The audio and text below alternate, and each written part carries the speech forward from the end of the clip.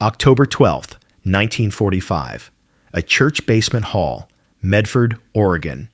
The air smelled of floor wax, boiled milk, and damp wool. Nurse Chiyo Orikasa kept her hands locked together in the lap of her oversized U.S. Army issue work shirt. The other 19 women sat rigid on the wooden benches, their backs straight, their gaze fixed on the heavy earthenware bowls before them. A steaming, opaque white liquid filled the bowls. It was thick, studded with pale chunks of potato and dark flecks of herb. It smelled wrong. A faint, briny odor of the sea trapped beneath the unfamiliar richness of celery and warm cream. A smiling American woman in a floral print dress, her hair pinned in soft victory rolls, set a small wax paper packet beside Chiyo's bowl. Saltine crackers. Chiyo stared at the soup. It was the color of sickness, of pus, of bleached bandages. Her stomach clenched, fighting the memory of the other sea, the one that stank of diesel, scorched metal, and the decay she had failed to hold back.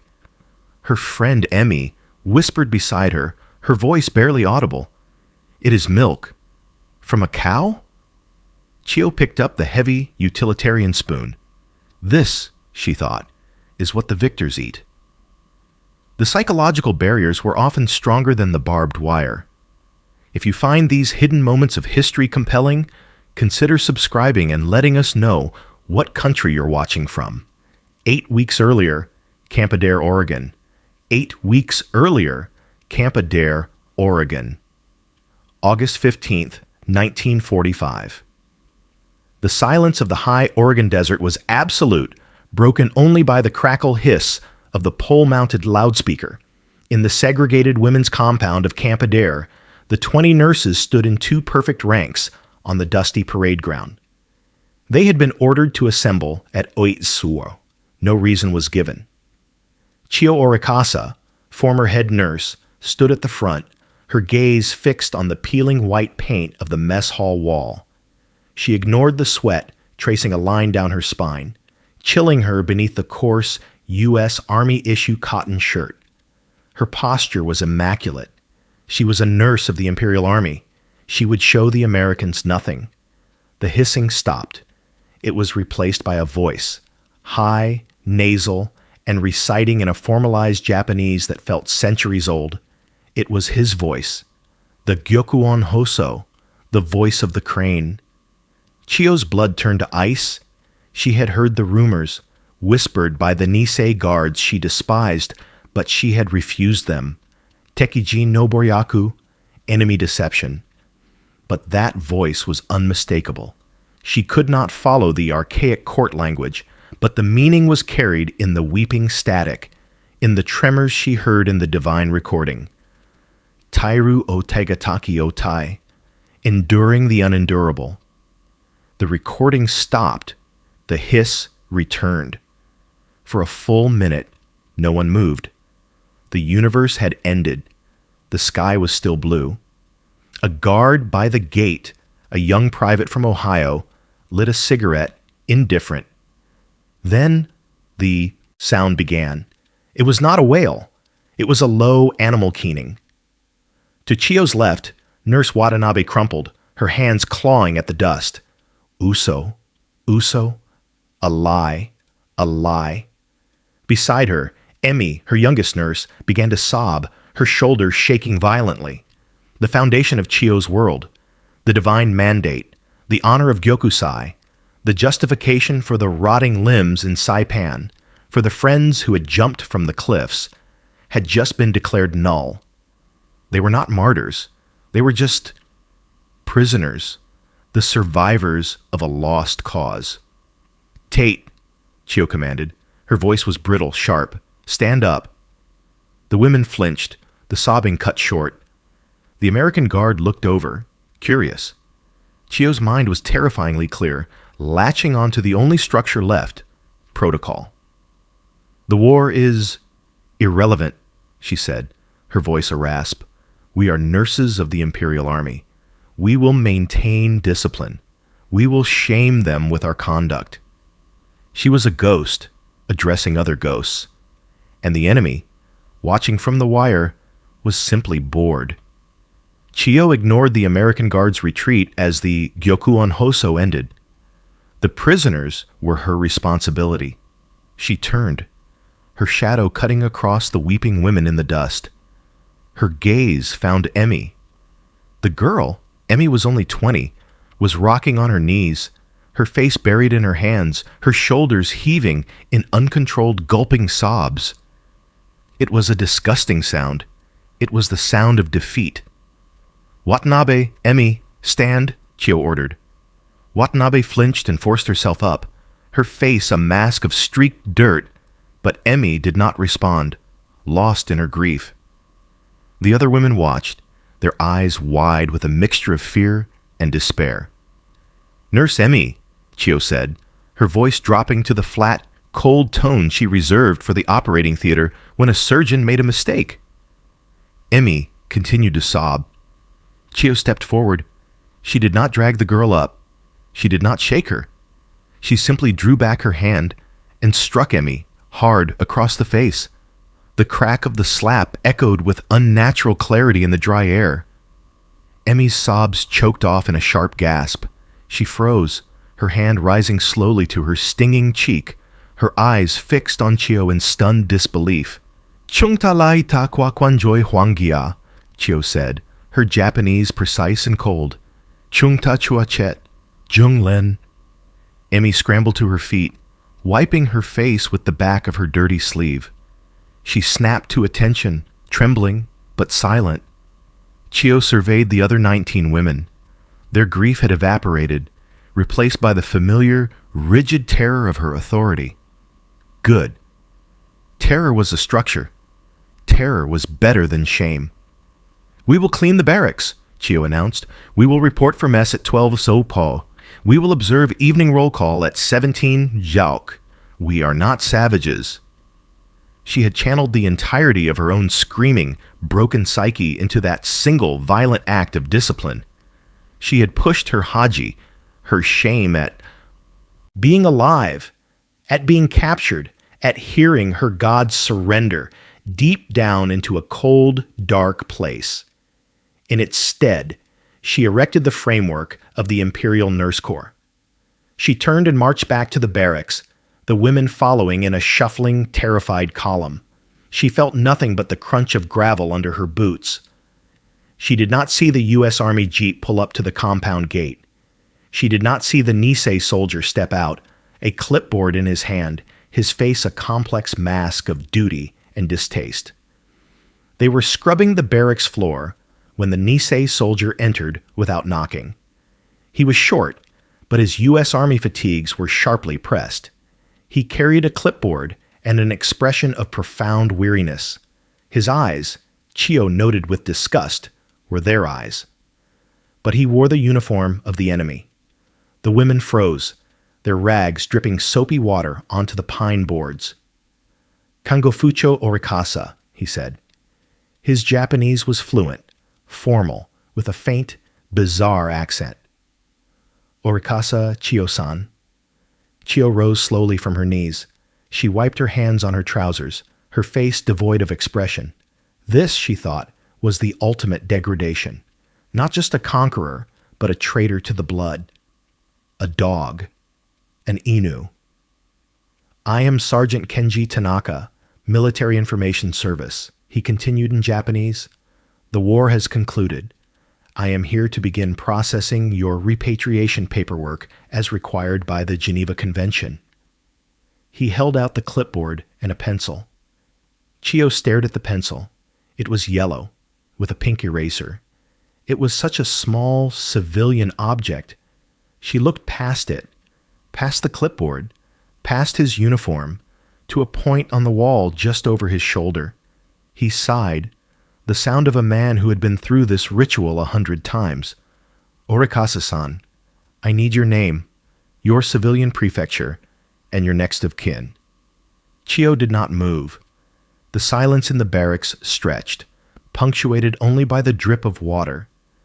Emmy was holding her breath. Sergeant Tanaka's patience snapped. "Look," he said, his voice hardening. This is not a request. This is for your own anzen, your safety. We need to know who you are. Chiyo finally met his gaze. Her eyes were as flat and cold as obsidian. She spoke in the clipped, heavily accented English she had learned from a missionary in Nagasaki. "I do not understand," she said. Tanaka stared at her. The air crackled. He knew she understood. She knew he knew. It was a perfect, precise act of psychological warfare. She was denying him his language, his heritage, his purpose. She was erasing him. "Do not make this difficult, nurse," he warned, switching to English. "I am prisoner," Chiyo replied, her voice flat. "You are soldier. I do not understand." Sergeant Tanaka's jaw tightened. He looked around at the other women, who stared at the floor, unified in their silent defiance. He had no authority here. Chiyo had checkmated him. He slammed the clipboard against his thigh. "Fine," he hissed. "Have it your way." He spun on his heel and marched out, the screen door slamming shut behind him. Chiyo turned back to her bucket of water. "Soji," she commanded. "Clean." She had won. She had refused to be documented, refused to be processed. This small, bitter victory solidified her control, but it also, unknown to her, marked her as a problem to be solved by the camp administration. 2 days later, Sergeant Tanaka returned. He did not enter the barracks. He stood at the compound gate, holding it open for a civilian. Chiyo watched from the window, her hands still. The woman was tall, in her late 40s, and wore a floral print dress in bright, offensive colors, yellow and blue. Her hair was pinned up. She carried a small cloth bag. She was, Chiyo registered with a cold pang, the enemy. She was the victor, the mother, the wife of the men who had burned their cities. "Nurse Orikasa," Tanaka called out, his voice strained. "This is Mrs. Albright. She is from a local church group." Chiyo walked slowly out of the barracks, the other women gathering behind her like nervous shadows. She stopped 10 feet from the wire fence. Mrs. Albright stepped forward, her hands clasped. She smiled. It was a wide, nervous expression that showed too many teeth. "Hello," Mrs. Albright said, her voice soft. Tanaka translated, but Chiyo understood the English. The community, we just wanted to welcome you." Welcome. The word was absurd. This was a prison. Mrs. Albright fumbled in her bag and pulled out a small, rectangular object wrapped in brown and silver foil, a Hershey's chocolate bar. "We thought you might like this," she offered, holding it out through the gap where the gate stood open. A small taste of America. Chiyo's eyes flicked from the woman's smiling face to the chocolate bar, then to Tanaka's impassive mask. She saw the tactic instantly. The Nisei Inu had failed to break them with paperwork. Now they were sending a woman armed with sugar and pity. Pity was the most corrosive weapon. It was an acid that dissolved Haji and left only the weakness of the animal. To accept pity was to admit she needed it. To accept the chocolate was to confirm she was a starving, defeated creature. Chiyo stood perfectly still. She did not look at the chocolate again. She simply stared at Mrs. Albright, her black eyes reflecting the empty Oregon sky. She did not move. She did not speak. The smile on Mrs. Albright's face faltered. The woman's hand, holding the offering, trembled slightly. The silence became a physical weight. Defeated, Mrs. Albright slowly withdrew her hand, her face flushed with embarrassment. I see," she stammered. She looked at Tanaka for help, but he only watched Chiyo. With a look of pained resignation, Mrs. Albright stepped back and carefully placed the chocolate bar on top of a wooden fence post. "Perhaps later," she murmured.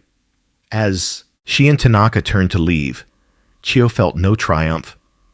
She only felt a cold, hard certainty. The woman had been rebuffed, but she had not given up. This was not the end. It was the beginning of a different kind of assault. The chocolate bar remained on the fence post for a day, untouched. It swelled slightly in the afternoon sun, then grew brittle in the cold desert night. A bird eventually pecked at it, found it alien, and left it alone. It was a rotting monument to their failed assault, but Chiyo knew the assault was not over. On the third day, Sergeant Tanaka returned. This time, he did not pause at the gate. He strode directly to the barracks and pinned a sheet of paper to the door. Chiyo met him on the steps, barring his entry. "What is this?" she demanded, using her sparse English. "It's an invitation, nurse," Tanaka said, his tone flat and official. He was no longer trying to be Japanese. He was all U.S. Army. Mrs. Albright and the Medford First Presbyterian Church formally invite the residents of this compound to a friendship meal. October 12th, 1800 hours. He tapped the paper. Attendance is expected. Chiyo read the typed words. Friendship meal. Post-war friendship? The language was soft, but the paper was a military requisition. "We are prisoners of war," Chiyo said, her voice dropping, reverting to the formal Japanese she had denied him before. She was no longer playing a game. She was issuing a counter-order. Tanaka flinched, surprised by the sudden switch. "We are not guests," Chiyo continued, her words precise. "We are not part of their community. We are subjects of the Emperor, detained by your army. We do not require friendship." She looked past him, at Emmy and the other women watching from the doorway. She was speaking to them as much as to him. She was reinforcing the wall. "Tell the commandant," Chiyo said, her voice final. "We refuse. We are prisoners of war, not children to be fed." This was a calculated risk. She was invoking the Geneva Convention, testing the limits of her rights as a non-combatant prisoner. She was betting that they could not force her to accept a social invitation. A flicker of something, was it frustration or grudging respect, crossed Tanaka's face. He had his orders, but she had just cited international law. "I will relay your message, Nurse Orikasa," he said stiffly. He turned and left. Chiyo watched him go, feeling the first cold rush of righteous purpose she had felt since Saipan. She had drawn a line. She had defended her women from the enemy's pity. Now she would see if the enemy respected that line. Chiyo's victory lasted less than an hour. She heard the heavy tread of combat boots on the gravel path, a different sound from Tanaka's lighter step. A shadow fell across the barracks doorway.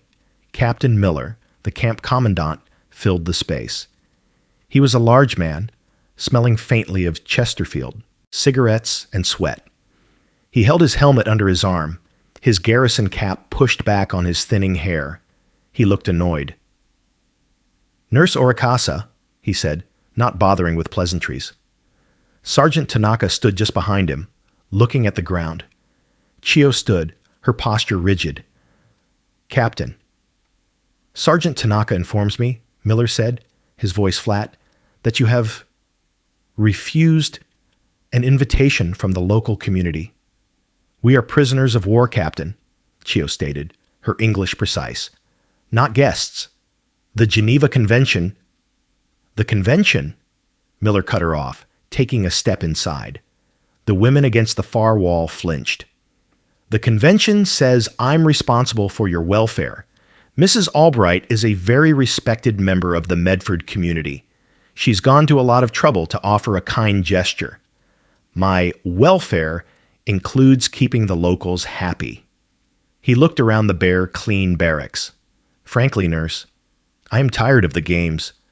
Tanaka can't process you. You won't cooperate. This non-compliance ends now." Chiyo's stomach tightened. This was not a negotiation. "This is not a request, nurse," Miller said, his voice dropping, becoming hard. "It is a direct order from the ranking military authority of this camp. You and your women will be cleaned, dressed, and ready for transport on October 12th, 18 Wu hours. You will attend this meal. You will be polite. Is that clear?"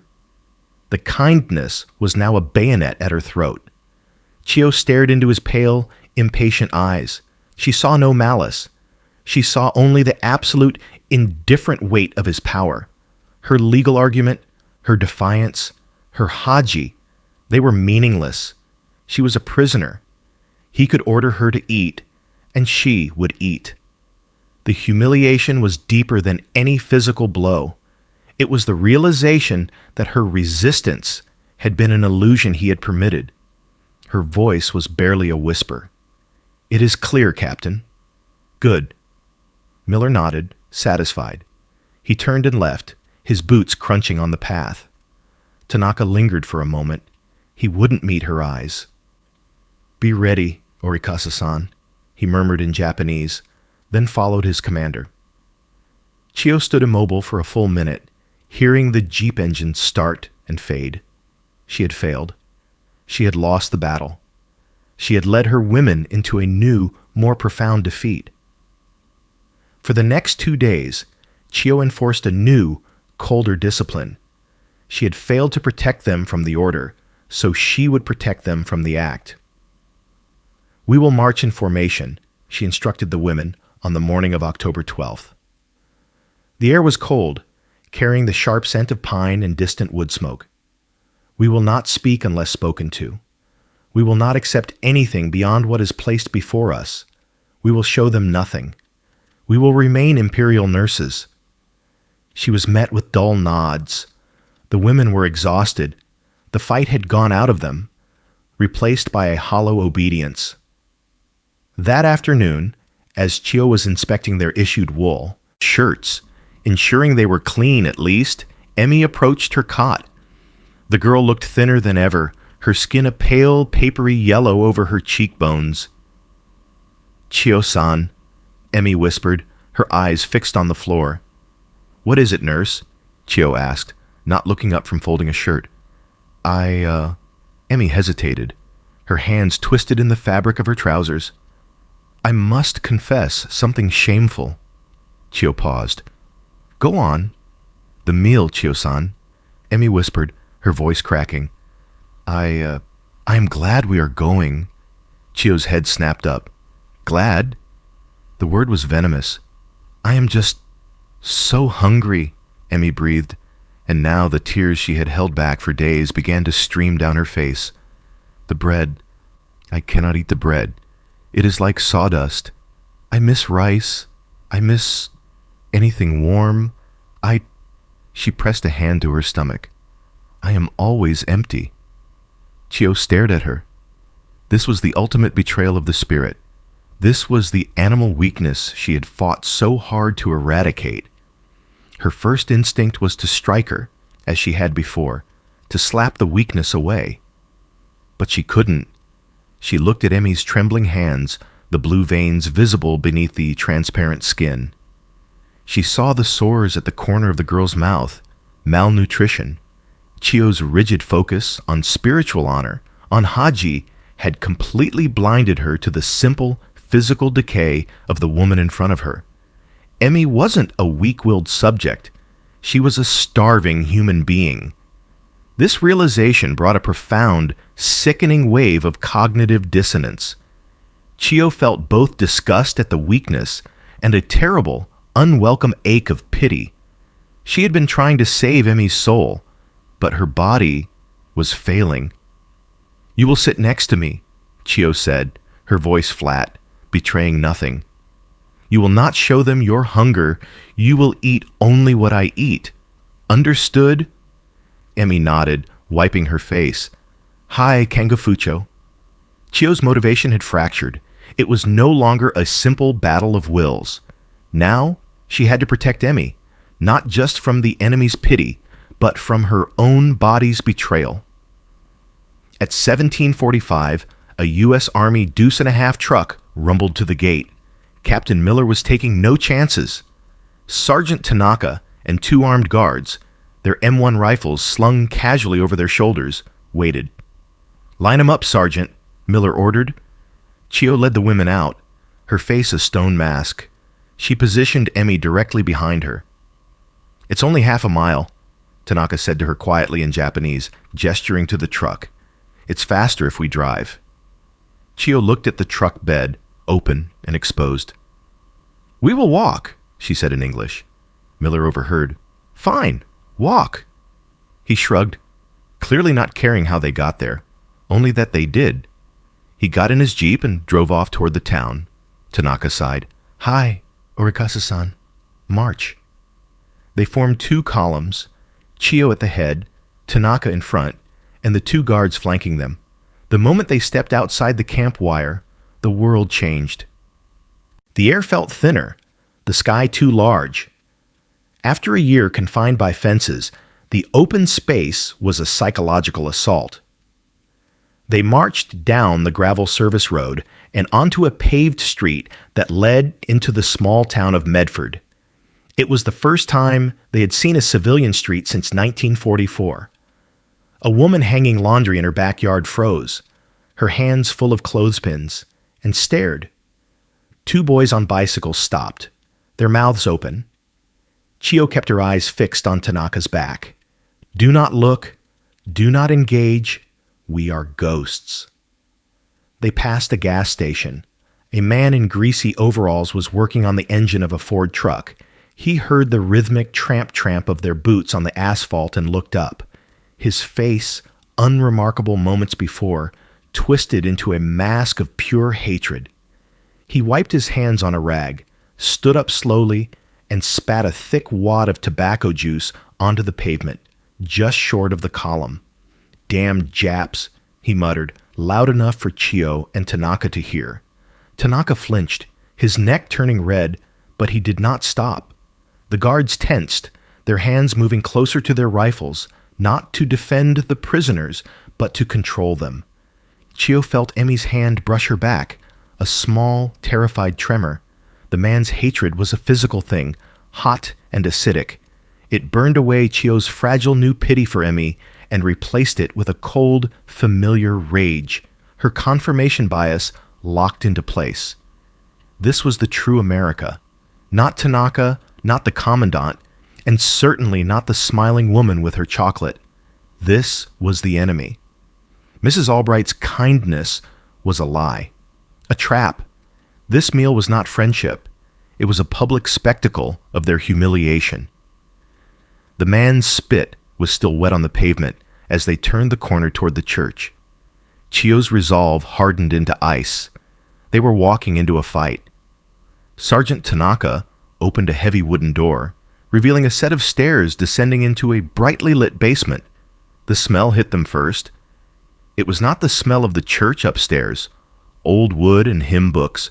This was a thick, complex odor. It smelled of boiled milk, floor wax, celery, and a faint, briny tang of the sea. Chiyo's stomach clenched. The smell of the sea was the smell of death. It was Saipan. It was the transport ship, the stench of diesel, vomit, and the decay she had failed to hold back. "Sow," she whispered. "Down." One by one, they descended the steps, emerging into a large, low-ceilinged hall. The walls were painted a pale, sterile yellow. Long wooden benches were arranged before tables covered in white paper. And the women. There were perhaps a dozen of them, American civilians. They were all smiling, their hair pinned up in soft rolls, their dresses floral and bright. They looked like the woman who had offered the chocolate, but multiplied. At the front of the room, Mrs. Albright stood behind a long table, beaming with a terrifying nervous energy. Beside her was a massive, steaming silver tureen. "Welcome, welcome," Mrs. Albright said, clapping her hands together softly. "Please sit, sit." Chiyo led her column to the nearest bench. The wood was smooth, polished. They sat as one, backs perfectly straight, hands folded in their laps. 20 statues in drab olive green. The American women began to move, their efficiency betraying their nervousness. They placed heavy earthenware bowls in front of each prisoner. Mrs. Albright picked up a large ladle. "We wanted to make you something special," she announced to the silent room, her voice echoing slightly. Tanaka translated, his voice monotone. "This is a New England clam chowder. It's a taste of our home." She dipped the ladle into the tureen and filled the first bowl. It was an opaque, heavy white liquid, studded with pale chunks of potato and dark flecks of herb. A woman in a red dress placed the steaming bowl in front of Chiyo. Chiyo stared into it. It was the color of sickness, of pus. The briny smell was stronger now, trapped beneath the unfamiliar richness of the cream. Another woman placed a small wax paper packet beside the bowl, saltine crackers. Emmy, beside her, made a small, choked sound. Chiyo felt the walls of the trap close in. The smiles were the cage bars. The warm, milky air was the anesthetic, and the bowl of white liquid was the poison. The standoff had begun. The silence in the basement was absolute. It was heavier than the smell of boiled milk. The 20 Japanese women sat immobile, their bowls steaming untouched. The dozen American women stood frozen by the walls, their smiles locked in place, becoming painful. This was the new battlefield. A white ceramic bowl. Chiyo kept her gaze fixed on the surface of the soup. She saw the oily sheen of the cream, the dark green flecks of herb. It was a landscape of the enemy's world. To eat it was to surrender. Beside her, Emmy made a small sound, a tiny intake of breath. Chiyo turned her head slightly. Emmy was staring at the bowl, but her eyes were unfocused. Her skin was a ghastly gray. She was swaying on the bench, intoxicated and sickened by the rich aroma that her starving body craved. She was going to faint. She was going to humiliate them all. Chiyo's gaze snapped from Emmy to Mrs. Albright. The American woman was watching them, her hands twisting her apron. She was not a triumphant victor. She was a terrified hostess. The calculation in Chiyo's mind was instantaneous. To refuse was impossible. Miller's order was absolute. To faint, as Emmy would, was shameful. To eat. If she ate, it could not be acceptance. It had to be a duty. She was the kangafucho, the head nurse. It was her responsibility to test the food, to ensure it was not poisoned, to protect her women. She reframed the act of surrender as a final act of command. Her hand, steady, moved from her lap. It grasped the heavy utilitarian spoon. The metal was cold. She pushed the spoon through the thick liquid, breaking the surface. She raised it. The white fluid dripped slowly. She brought it to her mouth. The room held its breath. The clink of the metal spoon against her teeth was the only sound, as loud as a rifle shot. She closed her lips around the spoon. The soup was in her mouth. She held the soup in her mouth. Her entire nervous system braced for poison, for disgust, for the taste of defeat. There was no poison. The dominant flavor was not the briny, traumatic sea. The sea smell had been a phantom, a memory triggered by the name. The reality, now on her tongue, was different. It was salt. It was the mild, earthy taste of potatoes. And beneath it all, the rich, impossibly smooth flavor of cream. It was warm. The warmth radiated from her tongue, down her throat, and into the cold, empty pit of her stomach. It was the first truly warm thing she had tasted in over a year. Her indoctrination screamed propaganda. Her trauma screamed shame. But her body, a starving, pragmatic animal, screamed louder, more. Her hand, acting with a volition of its own, dipped the spoon again. The second spoonful confirmed it. The small, chewy pieces were just food. The third spoonful was good. She felt a stinging sensation behind her eyes. It was appalling. She was being defeated by dairy. She tore her gaze from the bowl and looked at the small wax paper packet. Saltine crackers. She tore it open with trembling, clumsy fingers.